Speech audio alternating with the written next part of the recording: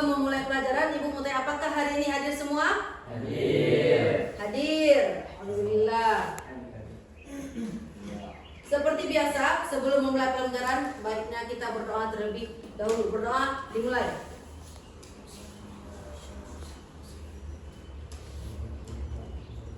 Berdoa, selesai. Melanjutkan pembelajaran yang minggu kemarin, minggu kemarin yaitu mempelajari tentang asam dan basa, yaitu kegiatan kita pada hari ini yang pertama yaitu menganalisis perbedaan konsep asam dan basa berdasarkan teori Arrhenius, Bronsted, Lowry dan Lewis. Itu udah kita belajar minggu yang kemarin. Untuk minggu ini kita lanjutkan di poin kedua yaitu mengidentifikasi jenis-jenis asam kuat, asam lemah, basa kuat dan basa lemah. Nah, yang kemarin masih ingat tentang konsep asam basa yang ketiga itu? Masih apa enggak? Masih. Bagus kalau masih. Nah, sekarang kita masuk ke tujuan yang kedua yaitu mengidentifikasi jenis-jenis asam kuat, asam lemah, basa kuat dan basa lemah. Tadi aku jelaskan kita hari ini akan mempelajari tentang itu asam kuat dan basa kuat dah. Coba lihat di proyektor depan. Perhatikan dulu ke depan. Yang pertama, asam kuat.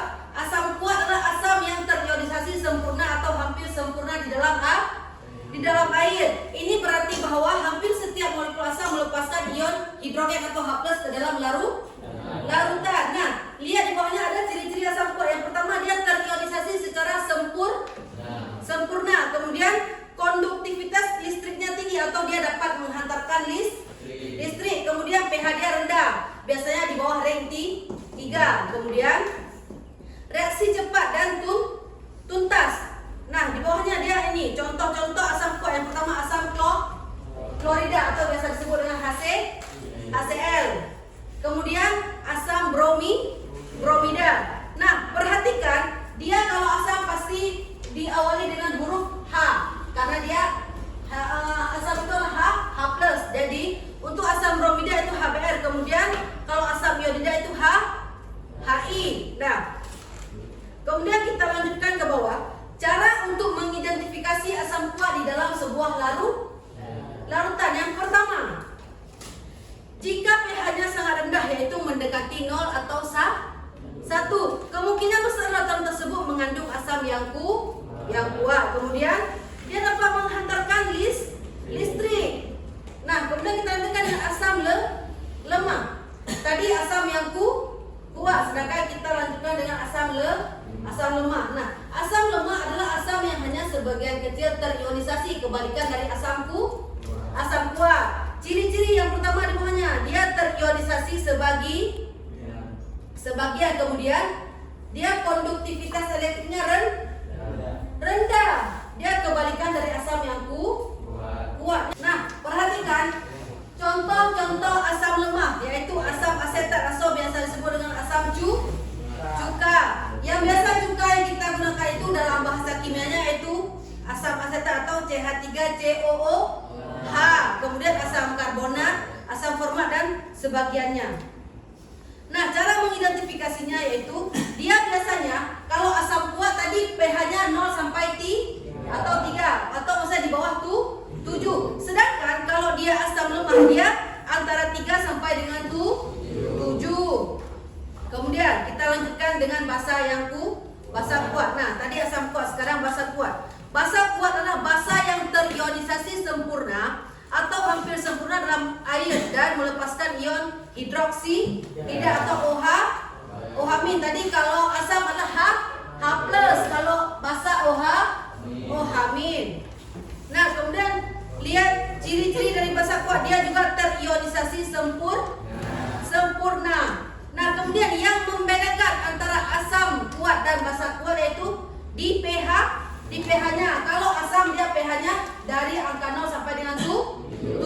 Kalau basa biasanya dia di atas 11. Contohnya natrium hidroksida atau NaOH biasa disebut dengan soda api.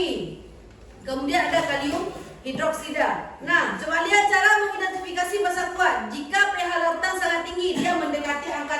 dan 14. Kemungkinan besar dia termasuk basa kuat.